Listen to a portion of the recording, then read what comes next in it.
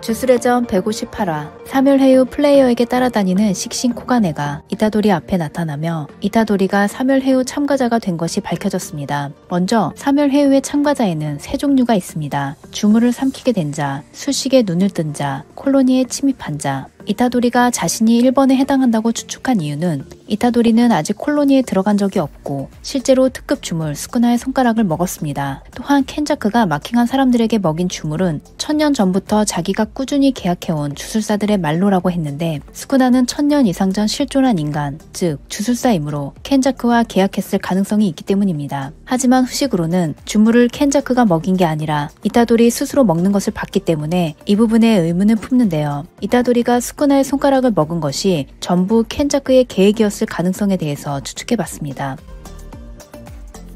시부야 사변에서 켄자크는 메이메이와의 전투에 포창신이라는 주령을 꺼냅니다. 단행본 코멘트에 따르면 이때 포창신이라고 한 것은 켄자크의 거짓말로 원래는 포창신이 아니라 포창할멈이라고 합니다. 포창신과 포창할멈의 차이점은 포창신은 천연두를 의신화한 악신으로 역병신의 일종이고 포창할멈은 미야기현의 천연두를 유행시켜 병으로 죽은 인간을 먹은 요괴입니다. 간단히 말하면 포창신은 전국구, 포창할멈은 미야기현 한정이라는 것이죠. 그렇다면 켄자크는 어째서 거짓말을 한 것일까요? 주령은 기본적으로 발생한 토지에서 벗어나지 않는 성질이 있으므로 켄자크가 미야기현에 갔다 온 것은 거의 확실한 것으로 보입니다. 미야기현에는 이타도리가 다녔던 스기사와 제3고교가 있기 때문에 이타도리와 자신과의 연관성을 찾지 못하도록 하고 싶었다는 추측이 가능합니다.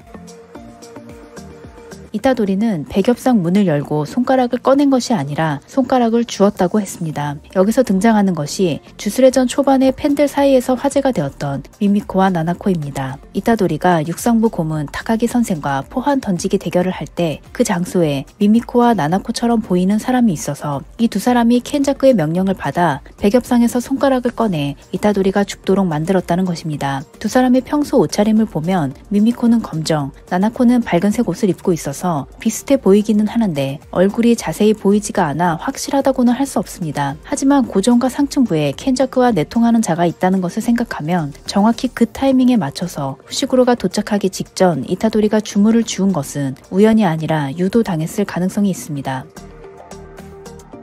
후식으로는 이타도리를 만나기 전 폐쇄된 럭비장에서 2급 주령을 발견합니다. 그리고 오컬트 연구의 선배가 주물을 봉인한 주부를 풀었을 때 바로 이 2급 주령이 나타나는데 어째서인지 후식으로는 주령을 재령할 수 없었습니다. 후식으로는 2급 술사, 2급 술사는 1급 주령에 준하는 실력을 갖고 있어서 2급 술사가 2급 주령을 재령하는 것은 당연한 일입니다. 그런데도 후식으로는 죽음을 각오할 상황까지 가게 됩니다. 그리고 스쿠나의 손가락은 처음에는 오컬트 연구의 여자 선배가 그 다음은 이타도리가 갖고 있었는데요. 주령의 목적이 손가락이라면 이타도리를 공격해야 정상인데 이 주령은 바로 앞에 무방비로 서 있는 이타도리를 지나쳐 후시구로를 공격합니다. 저주는 저주로밖에 재령할 수 없다. 후시구로가 핀치에 몰려 모두를 구하기 위해서는 자신이 주력을 갖는 수밖에 없다고 판단한 이타도리가 스쿠나의 손가락을 먹게 됩니다.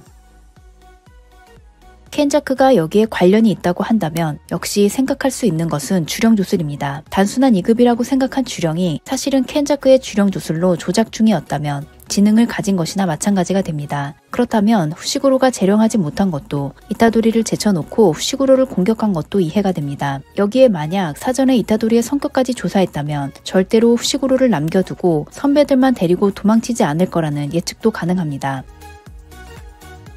수식을 사용하면 흔적이 남는데 이것을 잔해라고 합니다. 만약 켄자크가 주령 조술을 사용했다면 고조가 왔을 때 잔해를 보지 않았을까 의문을 품는 분도 있을 것 같은데요. 나나미가 마히토에 대해 마음만 먹으면 잔해를 남기지 않고 떠날 수 있었다고 한 발언과 연권에서 고조는 상점가에서 게토의 잔해를 눈치챘지만 초등학교에서는 자기가 인솔하고 있었는데도 불구하고 게토가 꾸민 일이란 걸 모르고 있었던 것으로 보아 켄자크가 주령 조술을 사용하고 잔해를 남기지 않을 가능성은 얼마든지 있습니다.